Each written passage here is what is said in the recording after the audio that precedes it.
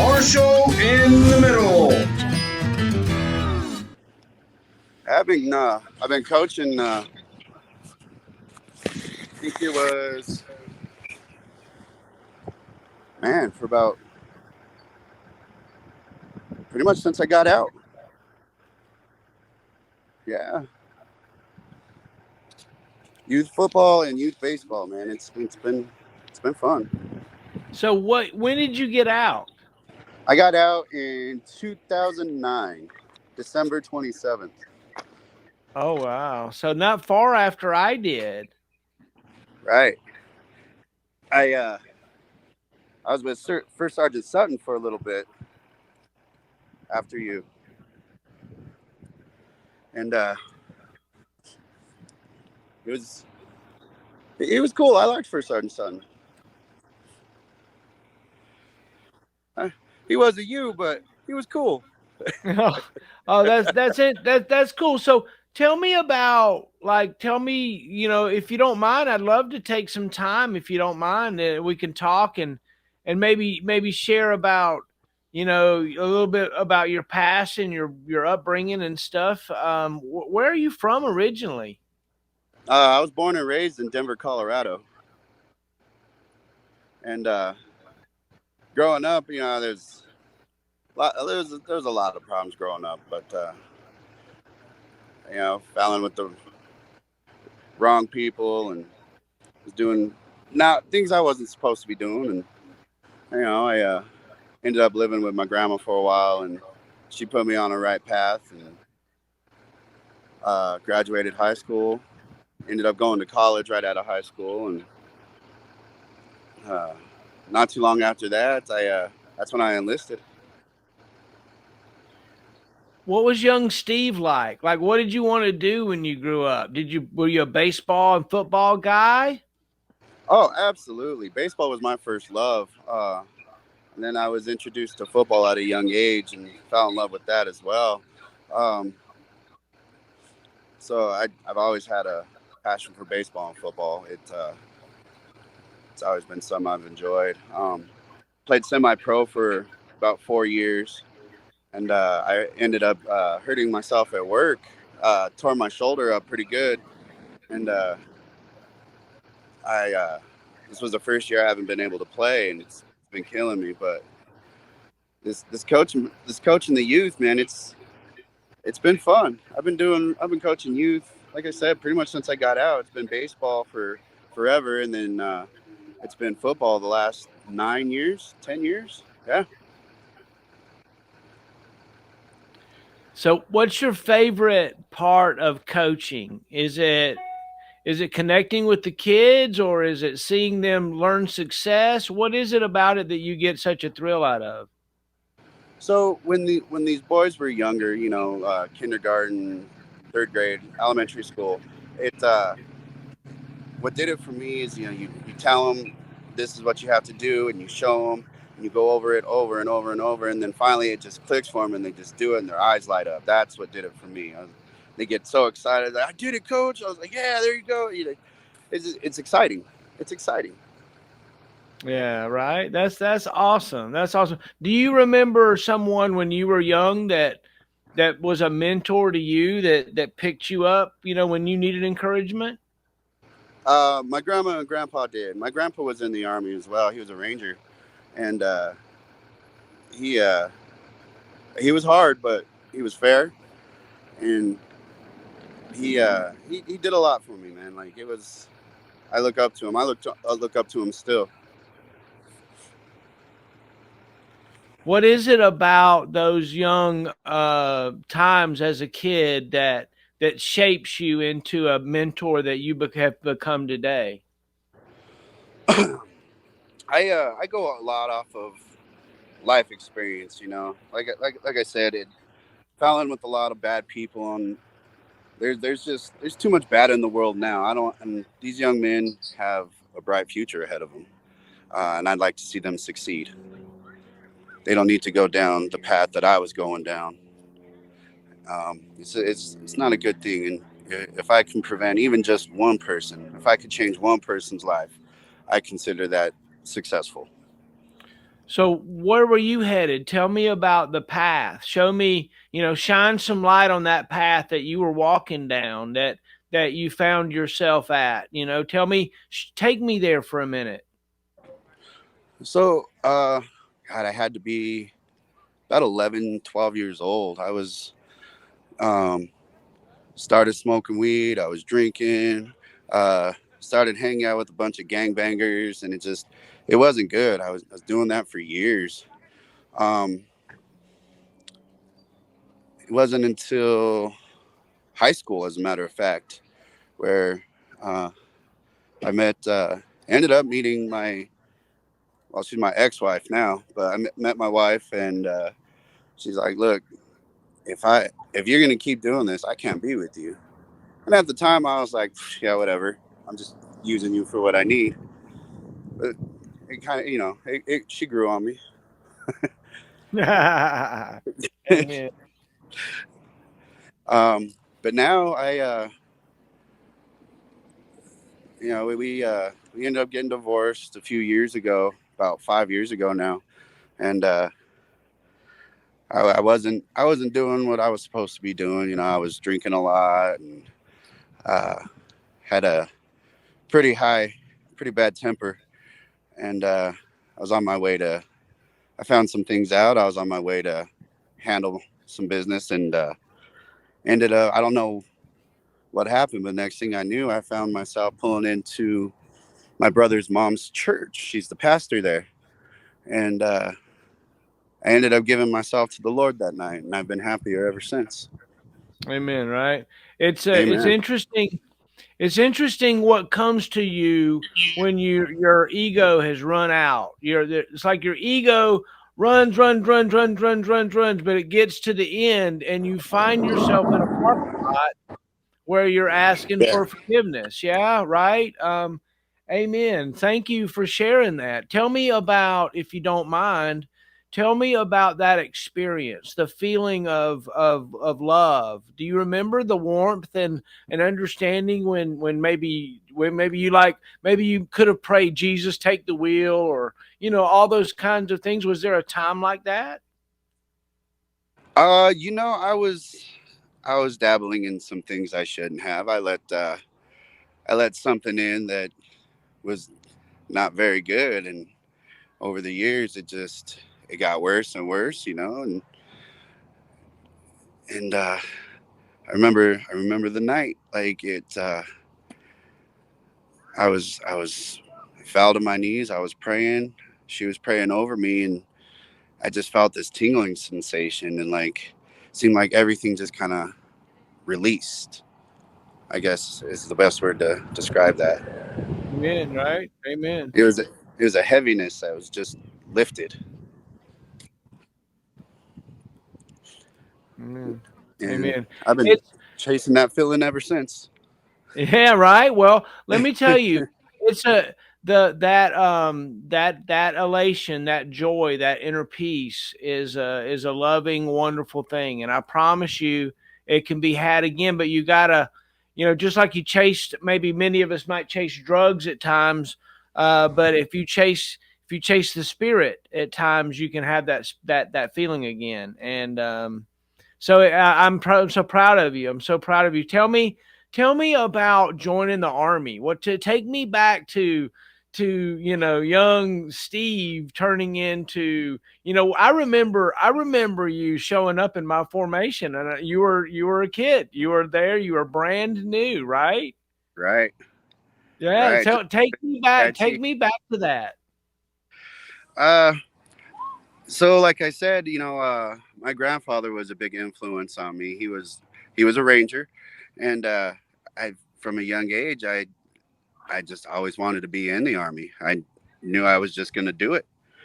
Um, so when it finally happened, my grandma had already passed, and before the night before I shipped out, I she I went to her gravesite. I just had a long talk with her. I was like, Grandma, I made it, and I'm excited. I know you'd be so proud of me, and my grandpa was proud. He went into my swearing in, and it it was like it was living a dream. It was surreal. You know, I was excited. I especially, you know, I didn't know what to expect. And when, you know, basic training, AIT, it's all, you know, you kind of know what to expect there. But man, when we got to Korea, I was like, okay, well, damn, this is real now. Like, you know, it was exciting. It was exciting, especially being in the unknown. Yeah, looking back on those times and those days, we didn't, you don't ever know. But the thing we were focused most on back those days were if you were an underage drinker, the first 30 days or the last 30 days and getting Right. AAA qualified and all that stuff, right? Right. Oh yeah, I remember uh our 30 days hit, man, and I was introduced to soju.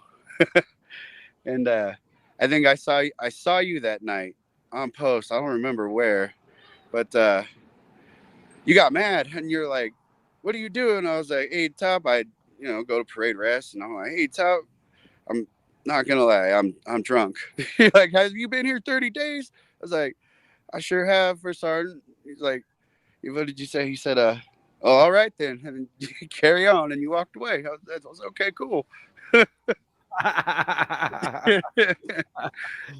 Oh, that's great. So you came over as a replacement in Korea, is that right? Yes, you. Everybody was already in the field. I think the only ones left was, well, Diaz. Diaz was there. I just talked to him last night, as a matter of fact. Who else was there? Uh, I can see her face, but I can't think of her name. Her first name was Crystal. Oh, Green. Green. Yeah, Yeah. yeah. She was there, and was it Avery? No, it was Shrum. I think Shrum was there. Oh, well, cool. Yeah. So there weren't too many. I came over with the hot dogs, uh, coats, fields. I think that was it. Oh, wow. Oh, wow. So what was your MOS? I was a tango. Oh, that's awesome. So what was your thinking? So what was your thought process of coming over to the army and then you're integrating into a new unit? We're already over there and you're kind of coming over. How were you accepted? How did that work? Tell me about your thoughts back then. Um, well, when we got there, everybody was already in the field, so we just met the few people that were still behind, and I mean it was cool. Diaz showed me around. Um, Talked to Shrum a little bit, got to know Green, and then when everybody came back, it was okay, cool. Let me get a feel for everybody. Kind of watch, see how everybody interacted with each other. I was like, okay, this is more of a family deal than work, and that was my thought. Like, this is more of a family than it is a job. It was is an interesting kind of thing. It really was. So tell me who was your squad leader and who was your tell me about all that stuff. Do you remember those things? I don't remember in Korea who my squad leader was, but I remember me and Lithicum connected pretty quick. Awesome. Yeah, we would go to the gym, and yeah, like we connected pretty quick. And so what was the highlight or maybe even the low light of your Korea experience? Do you remember maybe a high and a low? Uh, yeah, I remember highlights. There were a lot. I had never been around people. Like, I've been around a lot of people, but not people that, like, actually cared if you were doing all right, uh, and actually not just stopped at words, but actually showed that, hey, come here, let me talk to you. Are you okay? Are you doing all right? That to me, that was cool. I've never had that before, even growing up. Um, And like the lows, like I would call home, and I had a young daughter at the time, and she would always ask me, "Daddy, when are you coming home?" I'm like, "Oh man, that broke my heart." Tell me about that part of it. I'd tell me about, you know, being a young family man and going away. How did that work? Tell me about that. It was hard. It was really hard. You know, we got used to seeing each other every day, talking to each other every day, and you know, just living life. And then when I shipped out to basic, you know, you don't really get a whole lot of time to think about stuff like that, except at night. And then AIT, you know, we get to call, but Korea was different. I don't know, like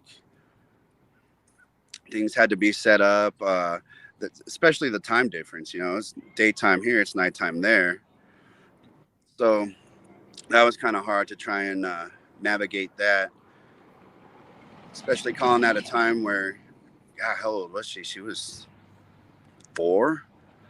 So you know, she'd be going to sleep pretty early, and so that it was hard. It made it hard, but like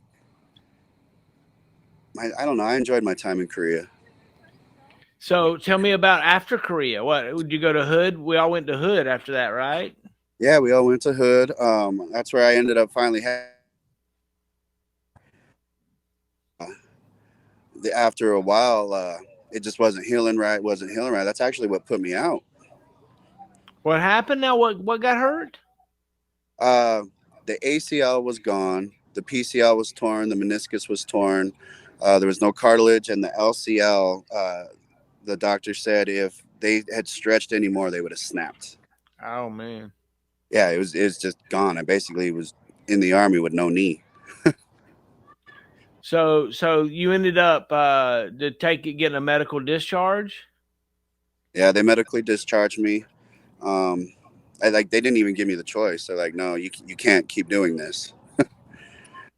And they were right. Like because now I just went to VA a couple days ago, and it because I was having some abnormal pain, and so they take X-rays, and they said, oh well, we found something that wasn't in your X-rays before. I was like, well, what is it? They didn't know, so I'm waiting to get a call back for MRIs and stuff. They said it could be chipped bone or some of the metal that's in there fractured off. They don't know.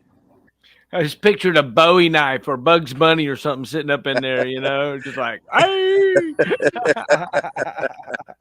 They'd be laughing. They'd be like, we haven't seen this before. Yeah, it was kind of weird, but I don't so know. so And go ahead. tell me about how that affected you, you know, because like one minute you got a job and you're healthy and things are good, and the next minute you're hurting and things go downhill for a little bit, and you go to the doctor and the doctor's like, look, you're broke, we'll see you later, go find a new job. Right. Yeah, it definitely made it hard. Especially after surgery. When I had it was rough. Had to learn how to walk again. Uh, Right. I there were a few times where I told the doc, I was like, Doc, just take the damn thing. I don't even want it anymore. It was bad, and yeah, it was a complete reconstruction, and then so I get out, I go to VA, get everything set up. They do their MRIs, and they're like, I thought you had surgery. I was like, I did. And they're like, we don't see anything. We see a screw, and that's about it. Like no soft tissue there. There's no cartilage. Like they did MRIs and X-rays and all that, and there's nothing there. So yeah, it's weird. It's been hard. Um, there's times I'll be walking and it just gives out on me out of nowhere. It swells up. Oh man, especially in the wintertime when it snows here, it's horrible. I'm a matter of fact, once my son graduates high school, I plan on going back to Texas. I hate it here. Going back to Texas. Absolutely. So what kind of so do me a favor and brag on your kids a little bit.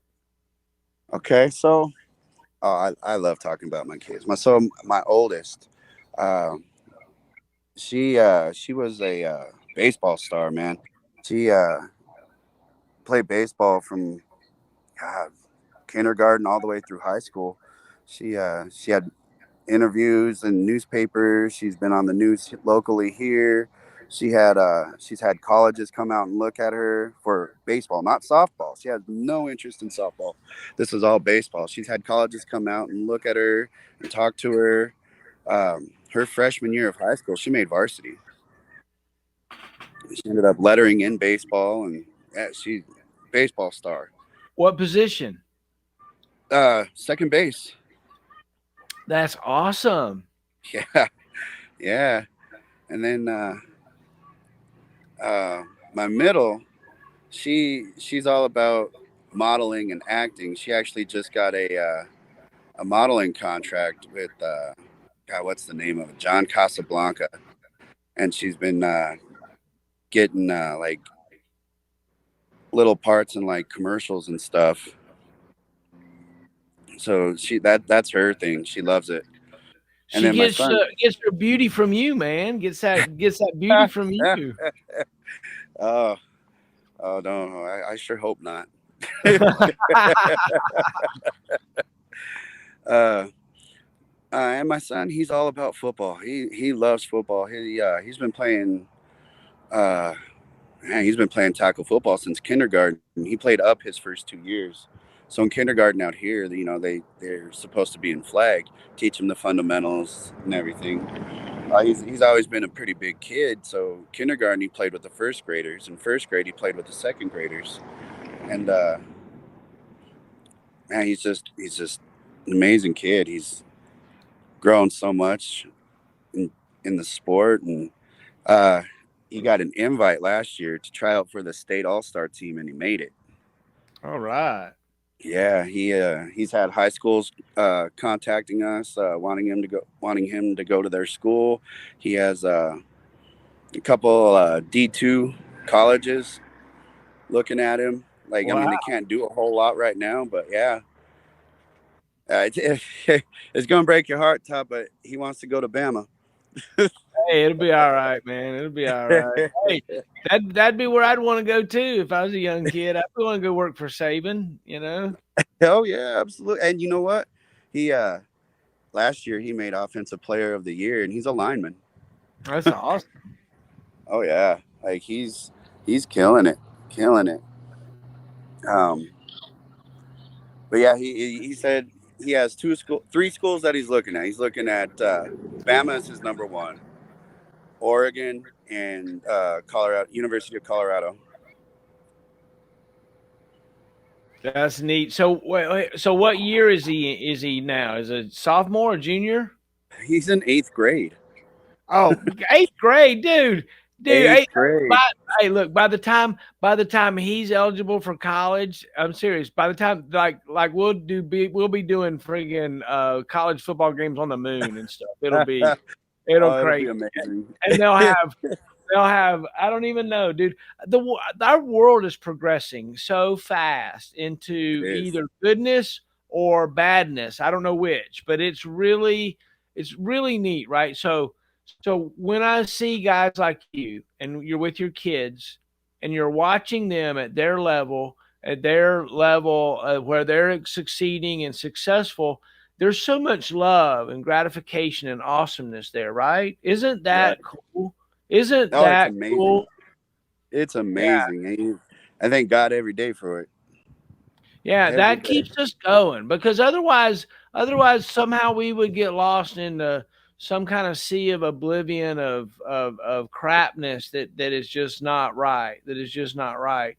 What is it like for you to look back on your time and think of yourself as a patriot or as a hero or as someone who stood in the gap? You stood alongside me in formation doing what we needed to do. I salute you for that. You are a hero of mine. What's it like to think of yourself as a hero? I honestly I don't think of myself as a hero. I think it should be everyone's duty to want to serve, to Well, want to, not to have to want to. Well, you definitely did a fine job. Definitely did a fine job for me. What is something that happened in Korea that I don't know about that you should tell me?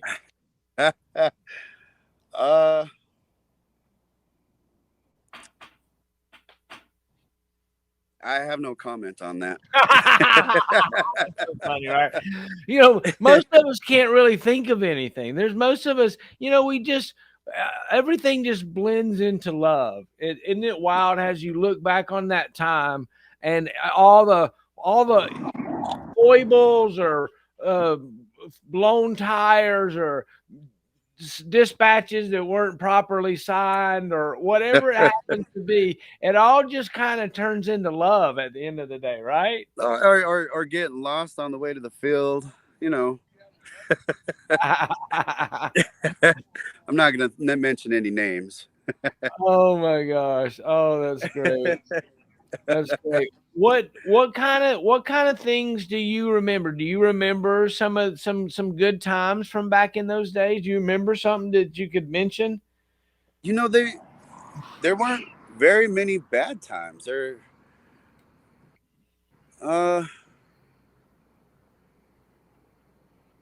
weren't very many bad times from what I remember. There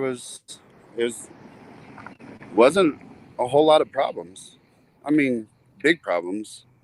Oh yeah. No, we didn't have a lot of problems. It was all good. It really was. It really was. You know, it's interesting. I've always wondered what people remember about those times, right? Well, because there's some people that remember lots of things about different things, and it's interesting. When I look back on it, I remember a lot of love and a lot of names. You know, I remember. Yeah. You know, I remember.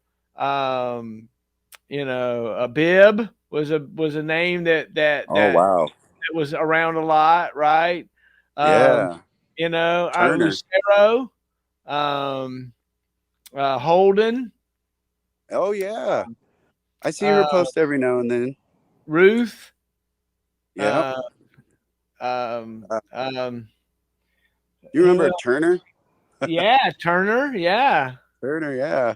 And oh, you know what? I just talked to Sergeant Bainey the other day as well. Yeah, I love Bainey, man. Yeah. And Diaz, we already talked about. And, you know, Joe Benson is doing this project with me here. Oh, yeah. Yeah. I talked to him shortly after I got out. I haven't talked to him in a long time. Yeah. Yeah. So it's been fun catching up with you. Is there anything that you know, the idea is to tell our stories before we're too old or too sick to tell them. That's part of this. And we're going to be putting our little interview here and get you a coin out and a thumb drive with our interview on it. Cool. So that your you know, your relatives, your kids can, you know, can think back on their dad's service and their granddad's service, you know, and it'd be something that's kind of, you know, well, and one of the things that I would love for you to do is if you have somebody that you would like for us to interview, you could sponsor them, you know, and maybe we could get that story told for them too, right? It's fun to look back and tell those stories, right, of our service. Oh, absolutely. Murrow. I don't know if you remember Murrow. I do. I saw him today. He was in uniform today. Yeah. He I talked to him quite a bit, as a matter of fact. And yeah, Murrow, he was asking me about it because we were talking about it. Oh, good. Well, I want to interview him. Yeah. I'll let him know. Yeah. I think I've tried to reach out to him. I don't know why we haven't linked up, but I can't wait. Yeah, it'll be awesome. Yeah. So let's close out here. I'll give you the final word, you know? Yeah, hey, I'm just happy I got to talk to you. I haven't talked to you in a long time. I miss you. I love you. Hey, I love you too. Good night. Have a good one. Marshall in the middle.